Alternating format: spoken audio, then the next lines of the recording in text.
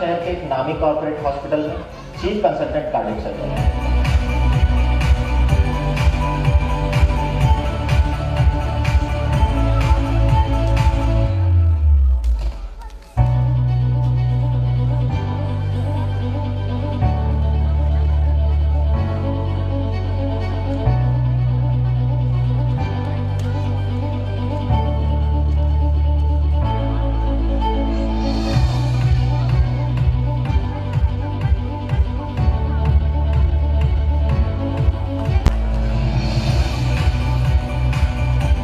जैसे मैं ऑपरेशन में लेता हूँ, अटेंडेंट से बात करता हूँ, तो वो मेरे से पूछते हैं कि डॉक्टर साहब कितना टाइम लगेगा। मैंने कहा तुम्हारे क्या टेंशन है, टाइम तो जो लगेगा मुझे लगेगा, तुम तो आराम से बैठो, बाहर बैठ के चाय पियो। नहीं, तो ये सवाल पहले ऐसा है बड़ा स्ट्रेसफुल वाला कि टाइम कितना लगेगा। और जब मैं ये कहता हूँ कि आप वहाँ आने से चूक जाओ, मुझे आवाज़ दी, आप मुझे बता देना कैसी ऑडिबल क्लीन है। आप क्लियर, आप ठीक, अच्छा अब ठीक है, अब धक धक नहीं हो रही है।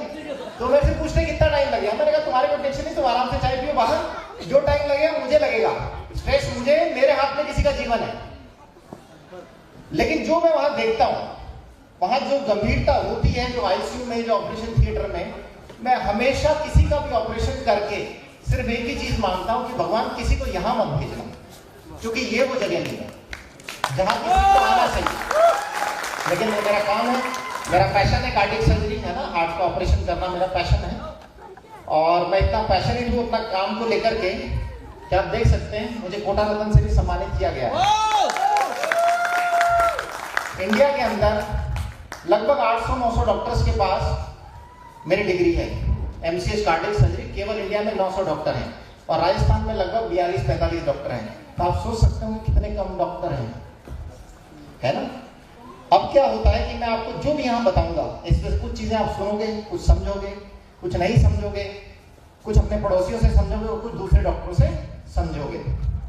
मैं आपको एक कहानी सुनाता हूँ, इससे आप रिलेट करोगे क्या सुनना चाहिए और क्या समझना चाहिए। ये 10th की बात है, मेरी एक्सटर्नल आई वाइवा लेने के लिए। तो मैं साइंस का स्टूडेंट था, साइंस में बड़ा इंटरेस्ट था मुझे। तो बायोलॉजी का एग्जाम चल रहा था। बायोलॉजी के अंदर नॉमेनक्लेचर आता है, नामकरण। जो लोग साइंस के स्टूडेंट होंगे वो जानते हैं, स्पीशीज, जानवर और पक्षी, उनका नॉमेनक्लेचर साइंटिफिक नेम होता है।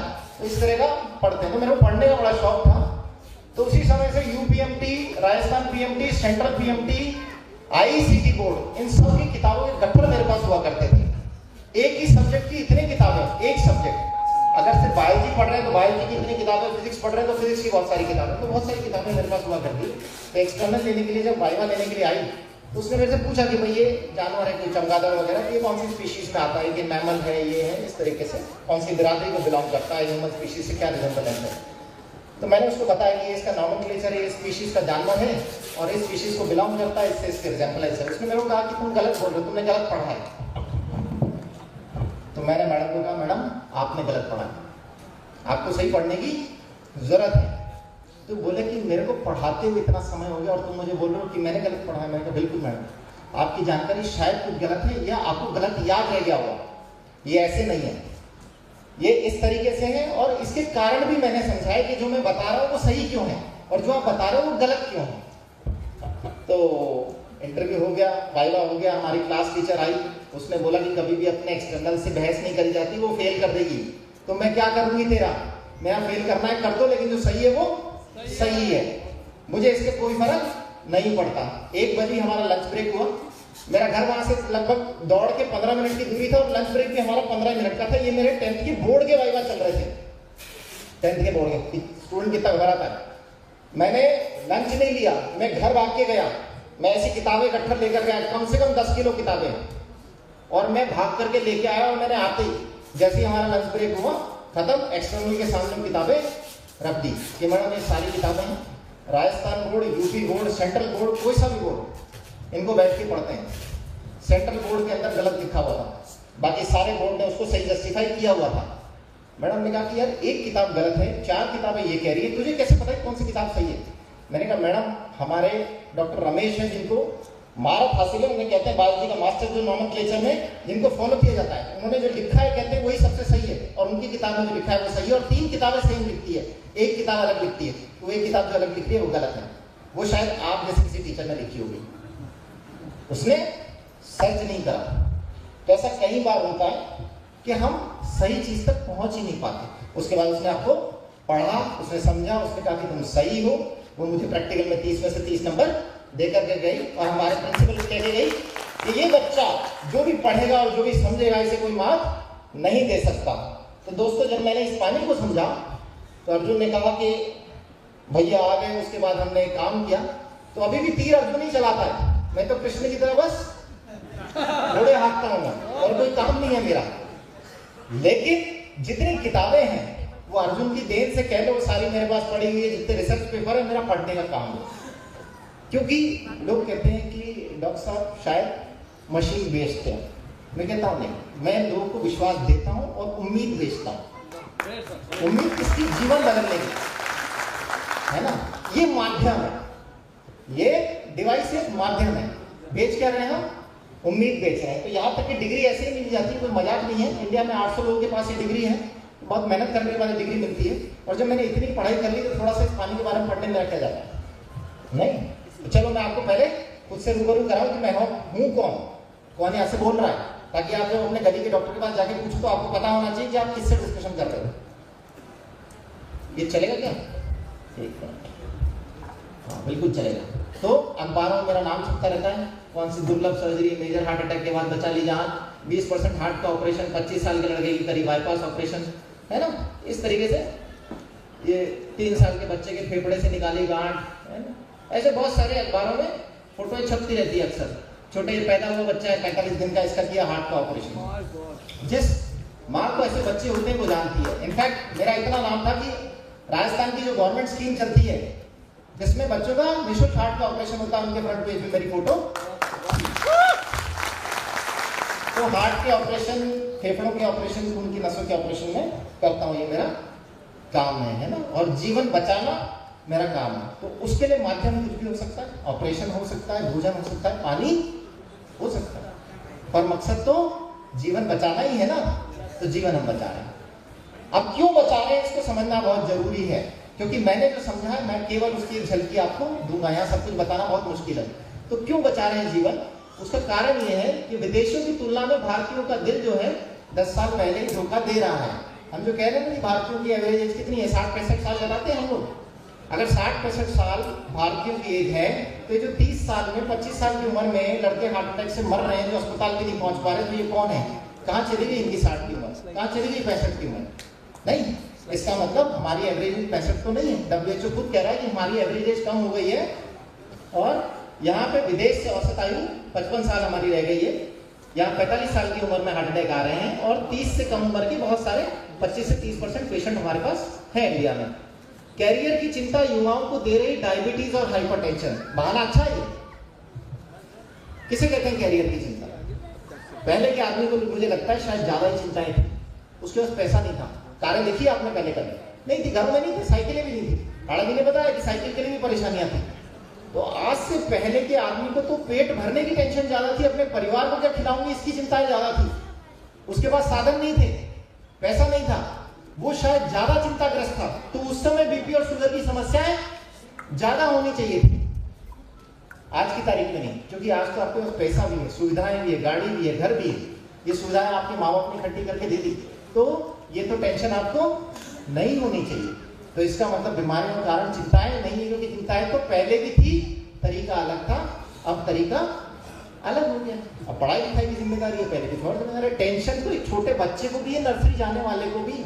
उसका जैसे ही माँ टिफिन और बैग बांधती है वो रोना चालू कर देता है। इसका मतलब टेंशन तो उसे भी है नहीं। तो टेंशन हर एक आदमी को है। बूढ़ा आदमी 80 साल का, उसको भी टेंशन है कि मेरे बेटे लड़ तो नहीं मरेंगे मेरे बाद, है जायदाद का क्या होगा, उसकी अलग टेंशन है। तो सब टेंशन में है। तो टेंशन कारण नहीं हो सकता बढ़ते हुए डायबिटीज और हाइपरटेंशन का। युवाओं से बात करते, कई से बात करते हैं, उनको समझाने की कोशिश करते हैं कि भाई अपने स्वास्थ्य पे ध्यान दो। तो हर आदमी क्या जवाब देता है पता है? अभी मेरे पास समय नहीं है ना। ये कहते हैं साहब अभी मेरे पास समय नहीं, जैसे अर्जुन ने कहा था अभी मेरे पास समय नहीं।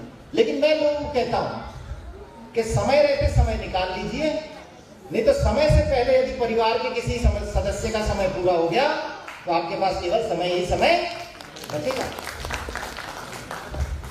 फिर कई लोग कहते हैं कि अभी हमारे पास पैसा नहीं, तो कहो यार मैं तुम्हें बिजनेस अपॉर्चुनिटी दिखाता, तो तुम कैरियर की चिंता में हो ना, तुम्हें बिजनेस अपॉर्चुनिटी दिखाता हूं। तो बिजनेस अपॉर्चुनिटी भी नहीं देखेगा, वो करोड़पति की औलाद है, वो कुछ भी नहीं समझ रहा है, ना वो सेहत समझ रहा, ना वो पैसा समझ रहा। तो ऐसा आदमी तो डायबिटीज हाइपरटेंशन से मर भी जाए तो क्या टेंशन, ठीक है? ऐसे चाहिए भी, ये जनरेशन आगे नहीं चल सकती। अभी लिखा है खान पान बदलने से सेहत पर 80 लाख करोड़ का बोझ। इसका मतलब जो बदला है इतने सालों में वो टेंशन नहीं है, वो हमारा खान पान है, तभी ये एक्स्ट्रा बोझ हमारे ऊपर। कौन है जानते हो? सुंदर सी बांग्ला हीरोइन है, ये 25 साल की। आप लोग जब डेमो दिखाते हो ना तो उसकी एक बुकलेट छपवा रखी है आप लोगों ने, उसके पेज पे ये हीरोइन आती है। कोई नाम बता सकता है? एडिला शर्मा। यार जितने सारे लोग यहाँ डेमो दिखाते हैं, पन्ने पे इसकी फोटो है, आपको नहीं पता है कौन है। 25 साल की उम्र में ब्रेन ट्यूमर से इसकी डेथ हो गई। इसका मतलब पैसा आपके जीवन की सुरक्षा की गारंटी नहीं है। ये कपल आजकल रीलों में बहुत हाईलाइट हो रहा है। नेपाल का कपल है, बहुत फेमस यूट्यूबर है दोनों। 36 साल का था लड़का, ये भी ब्रेन ट्यूमर से एक्सपायर हो गया। जीवन का रास्ता हर एक को मिले ये जरूरी नहीं है। कोटा क्लास लेकर घर पहुंची 32 वर्षीय प्रोफेसर को हार्ट अटैक, मौत। अभी हम किसी प्रोफेसर के पास जाते हैं कि सर ने हमें बताया कि अच्छा खान पीन होना चाहिए, शुद्ध खाना पीना खाओ, जीवन को ऐसे बदलो। तो कहेगी मैं प्रोफेसर हूं, मुझे क्या सिखाएगा? नहीं, ऐसे एटीट्यूड वाले लोग मिलते होंगे ना आपको। मुझे तो खूब मिलते हैं, मुझे तो खूब मिलते हैं, आपको नहीं मिलते होंगे, मुझे खूब मिलते हैं। कोई फर्क नहीं पड़ता। क्या फर्क पड़ता है? कुछ दिन बाद वो इस दुनिया में नहीं रहेंगे, कहाँ जाएंगे? पहनने के बाद बाथरूम में गिरा 27 साल का युवक, हार्ट अटैक से मौत। पहले बीमारी नहीं थी, अच्छा खासा हंसता खेलता चले गए। आपको ये पता ही नहीं कि आपके शरीर में क्या चल रहा है, क्या केमिकल लोचा चल रहा है आपके शरीर में, कैसे जाना? आपको मानना पड़ेगा कि आज की तारीख में जितनी भी समस्याएं हो रही है, वो समस्याएं हर आदमी झेल रहा है अपने शरीर में, चाहे वो हवा हो, पानी हो, खाना हो, या जो भी है, वो सबके साथ समान रूप से समस्या है। तो यदि कोई 27 साल का, कोई 30 साल का लड़का जा रहा है, तो संभावना उतनी ही है कि आपके परिवार का भी इस उम्र का कोई सदस्य हार्ट की समस्या से चले जाए। इसके लिए कोई स्पेशल ज्ञान की आवश्यकता है क्या? ये अखबारों में छप रहा है, ये मैंने नहीं लिखा, मेरे घर में कोई अखबार नहीं छपता, ये अखबारों में लिखा है। पति की रिटायरमेंट पार्टी में पत्नी दुनिया से विदा, माला पहनाई, बेहोश हुई और मौत। 7 दिन पहले की न्यूज है। आपका तो यहाँ सेलिब्रेशन चल रहा है, मालाएं वालाएं पहना रहे हैं, ढोल धमाके बज रहे हैं खूब सारे, हैं? और उसके बाद ये अचानक आपके घर में ऐसा माहौल हो जाए तो कैसा लगेगा? ऐसा माहौल होने के पहले ही तो आपको सोचना पड़ेगा कि मेरे परिवार को सुरक्षित कैसे करूं। पर हम क्यों सोचेंगे? क्योंकि हमने तो गिनेस बुक में नाम लिखवा दिया। ओपीडी का वर्ल्ड रिकॉर्ड बना चुका एसएमएस अस्पताल, एक दिन में देखे 10,000 मरीज। बजाओ ताली, बजा भी दिया आपने, ताली बजाएंगे और क्या करेंगे? अरे गिनीज बुक में वर्ल्ड रिकॉर्ड आया, 10,000 मरीज एक दिन में ओपीडी में। कितनी बुरी स्थिति हो गई है। ऐसे गिनीज बुक वर्ल्ड रिकॉर्ड के लिए हम ताली बजाएंगे क्या? ये को बजाने लायक चीज है। इससे समझो कि हम कहां पहुंच गए हैं, कहां जा रहा है हमारा देश, कितने मरीज बढ़ गए, कितनी बीमारियां बढ़ गई है। अगर आज डिसीजन नहीं लिया अपने परिवार के लिए तो इस गिनीज बुक वर्ल्ड रिकॉर्ड में आपका नाम होगा। ऐसा नाम लिखना चाहते हो? ऐसा नाम है। और इससे कड़वा सत्य क्या है? उस 10,000 की ओपीडी में बहुत सारे डॉक्टर भी हैं, वो मरीज नहीं देख रहे, वो खुद भी मरीज हो गए। Better pill, 20% of doctors obese, 53% diabetic, 24% hypertensive. 54% doctor diabetic हैं, 24% बीपी के मरीज और 20% डॉक्टर जो हैं वो खुद मोटापे से ग्रस्त हैं। एक मरीज डॉक्टर के पास जाता है और वो उसे कहता है कि डॉक्टर साहब, मैं शुगर की गोलियां चालू हो गई है, मुझे बताओ क्या शुगर की गोलियां बंद हो सकती हैं? और बंद करने के लिए मैं इसे क्या कर सकता हूँ? तो ये थोड़ी बोलेगा कि आप डॉक्टर प्रमोद के पास जाओ, महाराज जी के पास जाओ, अर्जुन के पास जाओ। वो बोलेगा भाई मुझे खाते हुए खुद 15 साल हो गए, मैं गोलियां खाते खाते खुद गंजा हो गया, मैं खुद की नहीं बंद कर सका, तेरी कैसे बंद करूंगा? फिर वो बोलेगा कि वो डॉक्टर प्रमोद मिले थे, वो तो कह रहे हैं कि वो तो शुगर की गोली बंद करा देते हैं, खान पीन में थोड़ा सा करके और थोड़ा सा बताएंगे, वो समझाएंगे और गोली बंद हो जाएगी। उन्होंने तो कर दी बहुत सारे मरीजों की गोलियां बंद, तो आप क्यों नहीं कर पा रहे? अरे वो आदमी पागल है, वो कुछ भी बेचता है। मैं स्वास्थ्य बेच रहा हूँ, किसी की शुगर की गोली बंद करना स्वास्थ्य बेचना होता है। मैं कुछ भी कैसे बेच रहा हूँ? मैं स्वास्थ्य बेच रहा हूँ, किसी को ये हजम नहीं हो रहा, ये अलग बात। क्या फर्क पड़ता है मुझे? मैं अपना काम करते रहूंगा। मेरा मकसद है कि ये जो डॉक्टर हैं इनको भी शुगर फ्री बनाया जाए, बशर्ते वो इस दुनिया में रहे मौजूद, क्योंकि बहुत सारे डॉक्टर भी हार्ट अटैक के शिकार हो गए पिछले 1 साल में, है ना, बहुत सारे चले गए। अब मैं क्यों मानता हूँ इन सबके बीच में शरीर कीमती है? क्योंकि ये हमारा जो शरीर है 550 करोड़ का है। कितने का? 550 करोड़ का। मृत शरीर नहीं है, इसकी कोई कीमत नहीं है। जीवित शरीर 550 करोड़ का, क्योंकि हर अंग जब मार्केट में खरीदने जाओगे तो करोड़ों में है।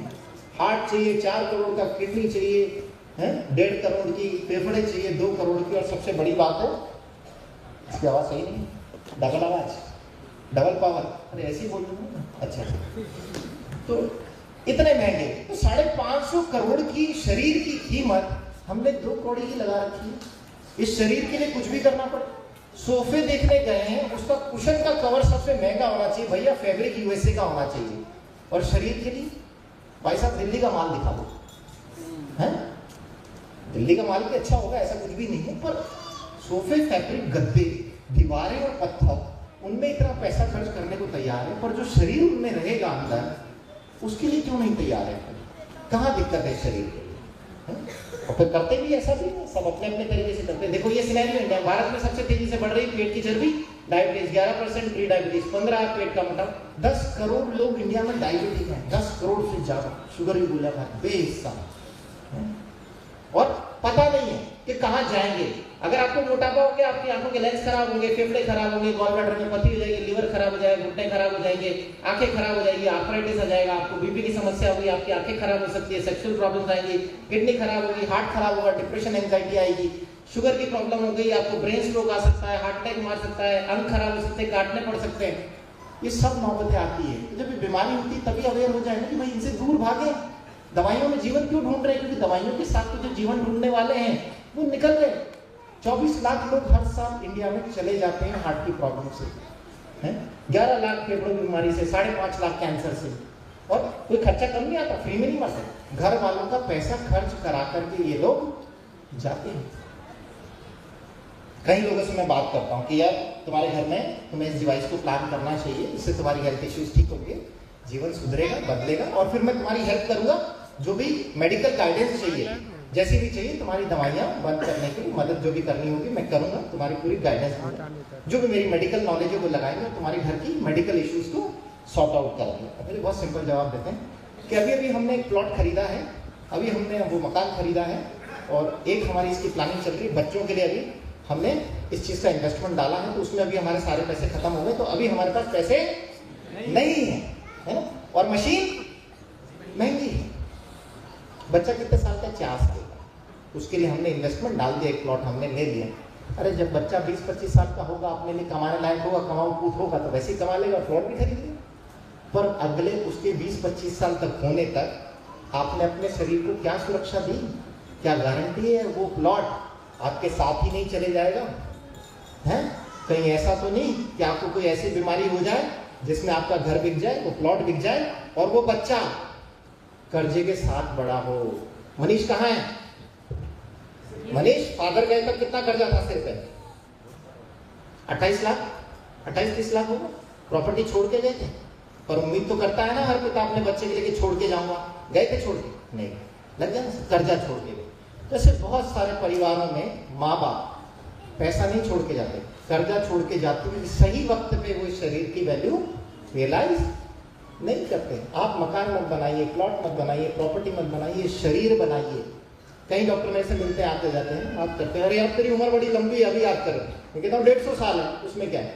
अरे 150 साल किसी की थोड़ी होती। मैंने कहा तुम्हारी नहीं हुई, मेरी तो है। मैं कहा अभी तो याद कर रहे थे तुम। मैंने कहा जब रामचरितमानस में लिखा है कि हर अंग की आयु 300 वर्ष है, तो मैं 150 की तो उम्मीद कर सकता हूँ ना, और मैं 150 वर्ष जीने के लिए मेहनत कर रहा हूँ। तुम क्या कर रहे हो ये बताओ? तुम नहीं कर रहे थे, तुम 60 में निकल लोगे, मैं तो कर रहा हूं। एक डॉक्टर अपनी डिग्री लेके निकलता है, बड़ी डिग्री लेके निकलता है, 40 साल की उम्र में जाके वो अपनी प्रैक्टिस में लैंड अप होता है, फिर कमाना स्टार्ट करता है, और अगर 60 में निकल गया तो कमाया कब और उड़ाया कब? तो मैं उनसे कहता हूँ भाई अगर 40 में कमाना शुरू कराए तो कम से कम 40 साल और भी तो कमाए, तब तो आनंद है डिग्री को लेने का। नहीं तो फिर खेती करना ज्यादा बढ़िया है, 20 साल की उम्र में खेती करो और 60 साल की उम्र में निकल लो, 40 साल कमाओ। और 40 की उम्र में अगर कमाना शुरू करा और 60 में निकल ले तो फिर क्या कमाया आपने? सिर्फ समय गवाया। तो जितना आप शरीर को खपा रहे हो उतना शरीर को ठीक भी रखो ताकि आप अपने पैसे का आनंद ले सको। मर्सिडीज कार में बैठने वाले को अगर पाइल्स फिशर की प्रॉब्लम है तो क्या फायदा कि उसकी सीट कितने करोड़ की है?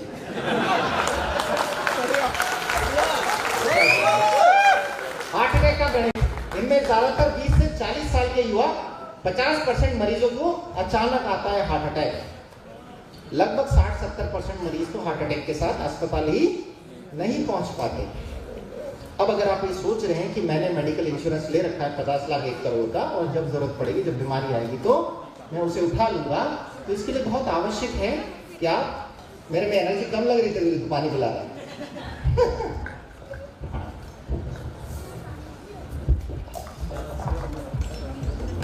खराब खान पान, एयर पोल्यूशन 31%, हाई कोलेस्ट्रॉल 30%, तंबाकू 20%। अब अगर आप इसमें देखो तो मैक्सिमम परसेंटेज को हम सही कर सकते हैं, ये हमारे हाथ में है। जब पानी में तेल घोल के दिखाता है ना कोई डेमो, तो समझ जाओ कि कोलेस्ट्रॉल को बैलेंस करना बहुत ही आसान है।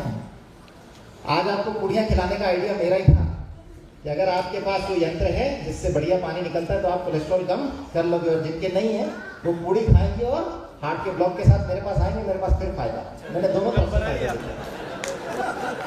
रिफाइंड तेल पर बड़ा खुलासा, 20 लाख लोग हर साल मर जाते हैं, कारण मर रहे रिफाइंड ऑयल खा के। इस्तेमाल तेल को खाने से ही नहीं, सूंघने से भी होता है कैंसर, और बहुत सारी माओं का सपना अधूरा माता पिता बनने में तेल से हो रही है बीमारी, खराब तेल से। सिर्फ हार्ट की प्रॉब्लम्स नहीं हो रही, इनफर्टिलिटी की प्रॉब्लम और दूसरी प्रॉब्लम्स भी इनसे आ रही है। पर कहते कच्ची घानी का तेल खाओ, लेकिन इसको भी शरीर को पचाने की एक लिमिट है, एक लिमिट के बियॉन्ड तो आपको मदद लेनी पड़ेगी ना, अपने खान पीन में सुधार करना ही पड़ेगा। और फिर हम जैसे ही बोलते हैं माओ को कि अपने खान पीन में सुधार करो, अपने बच्चों को कुछ अच्छा खिलाओ, वो क्या अच्छा खिलाती है? ऐसे डब्बे ले आती है, रंगीन ढक्कन वाले डब्बे, सब माएँ पहचानती हुई, इनके वो भयंकर एड आते हैं टीवी पे, तो सब माएँ खिलाती है और बच्चे उनके फिर 20 साल में हार्ट अटैक के शिकार हो जाते हैं। जिसके भी बच्चे रो रहे हैं, मुझे लग रहा है डब्बे का ढक्कन पहचान ले।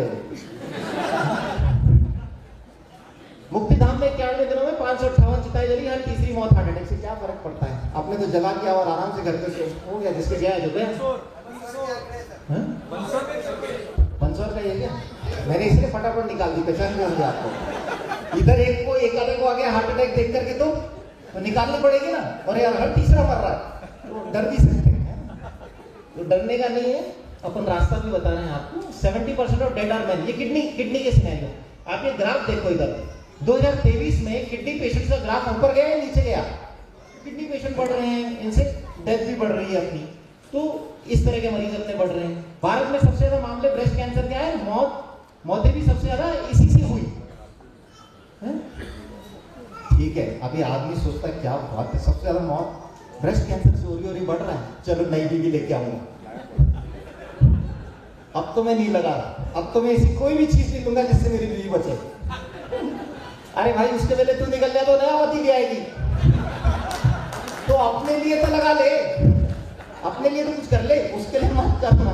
नहीं, अब आप इस ग्राफ में देखो कि अगर आप नोट करोगे कि एक साल में जितने केस आते हैं उनमें से आधे मरीज मर जाते हैं, और एवरेज वर्ल्ड का डेटा बताता है कि 5 साल से अधिक कैंसर के पेशेंट केवल 3% मरीज ही जीवित रहते हैं, 97% की डेथ हो जाती है।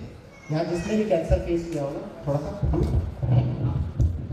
ठीक है, तो अच्छी आवाज आ रही है, अच्छा सांस की आ रही है, तो आपने नोटिस, जो डेटा है वर्ल्ड वाइड जो बताया 5 साल से ज्यादा जो है केवल 3% मरीज ही जीवित रहते हैं, 57% जो मरीज हैं चले जाते हैं। फिर भी देखो कैंसर का मरीज जो होता है उसको बड़ी उम्मीद होती है जीने की, उसके परिवार को बड़ी उम्मीद होती है कि जब हम इसका इलाज करा रहे हैं तो ये पक्का जीवित बचेगा और ये एक अच्छा जीवन जिएगा। वर्ल्ड वाइड जो डेटा है, जो रिसर्च हो चुकी है, वो गलत नहीं है, हो भी नहीं सकती। बहुत सारे मरीजों पे स्टडी करी गई है, तब जाकर के वो डेटा सामने आया। तो आप ये विश्वास कर लीजिए कि अगर आपको कोई जानकार मरीज है, जैसे कैंसर हो गया, वो चाहे सर्जरी कराए, कीमो ले, रेडियोथेरेपी ले, हमारी मेडिकल साइंसेस के अनुसार ज़्यादा से ज़्यादा कोई मरीज अगर जिएगा तो 5 साल, उसके बाद उसे रिकरेंस हो जाएगी और वो नहीं बचेगा। पर ऐसा होता है, आप देखते भी है ना। तो बीमारी आने से पहले हमें रोकनी, और अगर आ गई है तो हमें शरीर को सुधारने की आवश्यकता है। ये ग्राफ मैंने इसीलिए लगाया कि आपको पता लगे कैंसर होने के बाद जीवन इतना आसान नहीं है। कीमोथेरेपी, रेडियोथेरेपी आते तो उन्हीं से मर जाते हैं, और जो बचते हैं वो 5 साल के अंदर तक चले जाते हैं, है ना। बीमारियां और क्या कारण जान रहे हैं अपन, किस लिए हो रहा है, ये देखो ऐसे हो रहे हैं। दिल्ली में WHO की सीमा से 60 गुना जहरीली हो गई हवा। 50 सिगरेट दिल्ली में रहने वाला पी रहा और 10 सिगरेट राजस्थान में रहने वाला पी रहा। MP में रहने वाले भी लगभग 10 से 15 सिगरेट के बराबर धुआं खींच लेते हैं। क्या हो रहा है, हवा जा रही है शरीर में, खराब कर रही है, खराब हो रहा है अंदर से शरीर, लेकिन दिख नहीं रहा। यहाँ बैठा हुआ हर आदमी 10 सिगरेट के बराबर धुआं ले रहा है, पर दिख नहीं रहा। तो शरीर में जो खराब कर रहा है वो दिख नहीं रहा, इसे केवल मानना पड़ेगा, समझना पड़ेगा। हाइब्रिड सब्जियों में केमिकल से बढ़ा रहे उत्पादन, रंग बिरंगी नीली पीली साड़ियों में केवल महिलाएं अच्छी लगती है, सब्जियां नहीं। सब्जियां अगर रंग बिरंगी नीली पीली है तो वो आपके लिए जहर का काम करेगी। महिलाएं भी कर सकती है, ऐसा कुछ नहीं। तो ऐसी कलरफुल सब्जियां खा खा के अपन सोच रहे हैं कि अरे यार बहुत टॉनिक मिल रहा है, बहुत पावर अपने अंदर आने वाली है, जबकि ये सब जहर है जो आपके शरीर को निपटा रहे हैं। 15 जिलों में जहरीला पानी, लोहा 5 तो एल्यूमिनियम 136 गुना, बुढ़ापा जल्दी, याददाश्त भी कम हो रही। अपने घर परिवार को भूल गया, डेमो दिखा के आए थे, अगले दिन कुछ याद नहीं। क्यों? जब तक पानी नहीं बदलेगा याद ही नहीं रहेगा उसको कुछ। वो जहरीला पानी पी रहा है। अब सोच रहे हैं इसको 5 बार तो दिखा दिया मैंने, इसको याद कुछ क्यों नहीं रहता। अरे उसको अपने घर से ले जाकर के पानी पिला, अगले दिन याद रहेगा तुम्हें क्या लिखा। घर के पानी को याद नहीं, क्योंकि जहरीला पानी पी रहा है। समझना पड़ेगा। पंजाब में नहरों से लिए 23 में से 17 सैंपल फेल, पानी न नहाने न पीने योग्य, और यही हम पीते हैं। नहीं, कब एक्सेप्ट करेंगे कि हमारा हवा, पानी और भोजन दूषित हो चुका है। रोज अखबार में एक कटिंग आती है, रोज अखबार में एक कटिंग, फिर भी हमारा मन ये मानने को तैयार ही नहीं होता कि समस्याएं चल रही है। अंदर शरीर में बहुत सारे केमिकल रिएक्शन हो रहे हैं जो शरीर में कोई ना कोई बीमारी को रूप दे रहे हैं। बस जिस दिन रूप सामने आएगा हम उसे संभाल पाएंगे कि नहीं संभाल पाएंगे। कल का इंसिडेंस है, मैं आने वाला था, मेरे को झालावाड़ से फोन आया, मेरा कलीग ही है, हमने साथ में MS करी थी जनरल सर्जरी में, उसका फोन आया कि भाई ये मेरा सोनोग्राफी करने वाला जो है रेडियोलॉजिस्ट जो है हमारे साथ ही क्रिकेट खेलता है, उसके पैर की जो खून की नसें वो ब्लॉक हो गई है, हम 24 घंटे तक डायग्नोस नहीं कर पाए, अब उसका पैर काम करना बंद हो गया है, खून की नसों में थक के। मैंने तेरे को सोनोग्राफी की रिपोर्ट भेजी, एक बार देख। मैंने कहा तो अर्जेंट ऑपरेट करना पड़ेगा। मैं कहा भेज यार, अभी तो झालावाड़ से रवाना हुआ है। वो 9:30 बजे पहुंचा। मैंने मेरे जूनियर को फोन करा कि भाई पेशेंट को आते अटेंड करना, वो डॉक्टर है। उसने बोला कि सर ये तो मेरा भी जूनियर है, मैं तुरंत देखता हूँ। जैसे ही वहाँ पहुंचा, मैं कहीं किसी काम से मार्केट में गया हुआ था, 9:30 बजे पेशेंट पहुंचते मेरे जूनियर का फोन आया कि सर इसकी तो टांग खराब हो गई और टांग काटनी पड़ेगी। 37 साल का डॉक्टर जो रेडियोलॉजिस्ट है और जो क्रिकेट खेलता है। मेरे जूनियर ने कहा सर इसकी टांग तो खराब हो गई और काटनी पड़ेगी। मैंने बच्चों को गाड़ी से वहीं उतारा, मैंने कहा मैं तुरंत हॉस्पिटल होके आता हूँ, क्योंकि किसी भी टांग का सवाल है, बचानी पड़ेगी। और वो डॉक्टर है।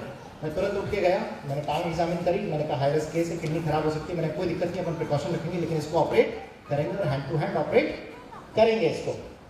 सुबह मंदसौर आना है, रात को रायता फैल गया और रायता भी डॉक्टर क्या करोगे, नहीं तो रात को उसको ऑपरेट करा, अभी उसकी टांग ठीक है। लेकिन मैं अपने इसी दोस्त के पास, जिसने फोन किया था मुझे कि यार मेरा जूनियर आ रहा है,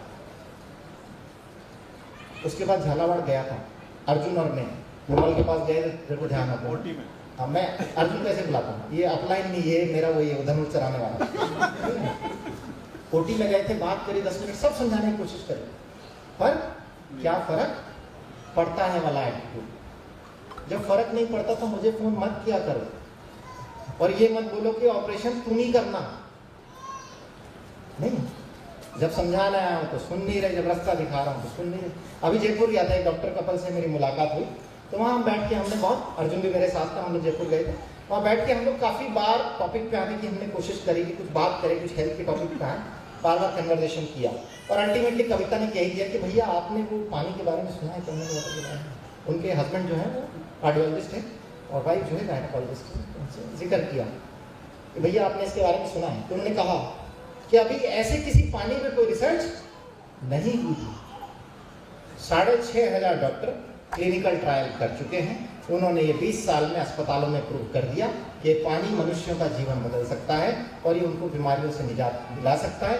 कैसे दिला सकता है इसके ऊपर पूरे रिसर्च पेपर मेरे मोबाइल में है, हाड़ा जी ने मांगे, तुरंत मैंने 10 पेपर इनको भेज दिए थे, एक डॉक्टर को भेज दिए। मैंने वो पेपर खोले और उनको बोला कि अगर इस पर रिसर्च नहीं हुई है तो ये किन डॉक्टरों ने लिखी है? उन्होंने मोबाइल ऐसे देखा, हाँ हाँ वो तो ठीक है, पर इससे बीमारियां कहाँ ठीक होती है? मैंने कहा होती है, ये जापान के हॉस्पिटल्स का वीडियो है मेरे पास, ये देखो। फिर को डायबिटिक पेशेंट ठीक हो रहा है, किसी को स्किन की प्रॉब्लम हो ठीक हो, हाँ हाँ ठीक है, लेकिन इंडिया में कौन लगाएगा? कविता ने कहा समय खराब नहीं करना, इनका समय खराब चल रहा है।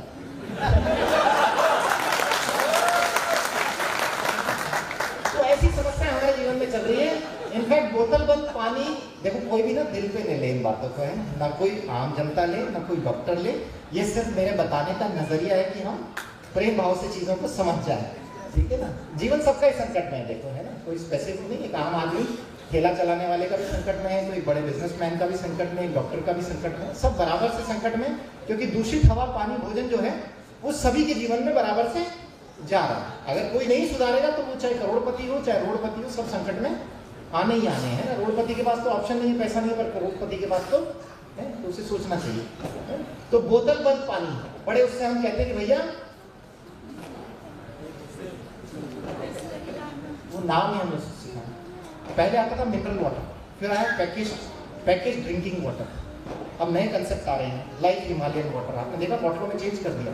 इसका मतलब पैकेजिंग कंपनियां समझ चुकी है कि हिमालय का जो पानी है, गंगा का जो पानी है, उसमें कुछ तो खास है, हमें ये बोल के बेचना पड़ेगा कि ये हिमालयन पानी है। पर आम आदमी को जानकारी नहीं कि हिमालय का पानी क्या है और गंगा का पानी क्या है। उसका तो क्योंकि जब प्रेजेंटेशन या डेमो दिखाने वाला आता है, वो बेचारा कोई ठेला दे करके, तो उसकी बात हम समझते ही नहीं। हमें तो 60-80 रुपए की बोतल ही समझ में आती, वो आदमी समझ में नहीं आता। पर 60-80 रुपए की बोतल का मैं खुद दिखाता हूँ अपने हाथ से, क्यों नहीं समझ में आता, वो बेचारा ठेले वाला क्या कर लेगा। तो ये पानी लोगों को बहुत पसंद है, स्वाद में बहुत अच्छा लगता है, इसमें बहुत मिनरल्स हैं, और मिनरल्स के साथ प्लास्टिक और बहुत सारे केमिकल हैं जो हमारे जीवन को लंबा करेंगे। लंबा कैसे? ऐसे। अब ये समस्या क्यों हो रही है? क्योंकि सारे संकटों के बीच में मानव जुड़ा हुआ है। किसान ने पेस्टिसाइड डाला, मिट्टी से पानी में गया, पेस्टिसाइड हमने खाए, पानी में गया, पानी खराब हो गया। फैक्ट्रियों का केमिकल पानी में गया, हवा में गया, हमने सूंघा, पानी में गया, हमने पिया। जितना धुआं हवा में उड़ा गाड़ियों से, बरसात से पानी में गया, आधा हमने सूंघ लिया, बाकी आधा हमने पी लिया।